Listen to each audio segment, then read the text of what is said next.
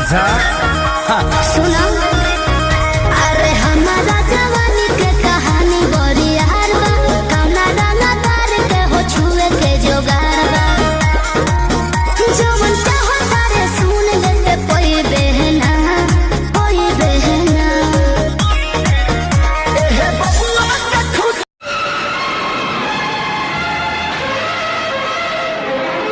हम अपनी मोहब्बत का इम्तिहान देंगे, तेरे घर के सामने हम अपनी जान देंगे।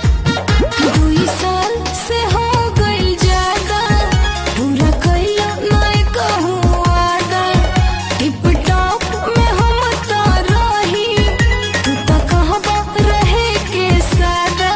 हो पीछे पीछे खाली तू घुमावा तारू हो, चुम्मा चाहिए उठावाना चुमावा तारू हो। जवन चाहिए तोहरा से कब होई, जब जब दहिया छुआ जोनी छुला के बेछुआ हो जाई।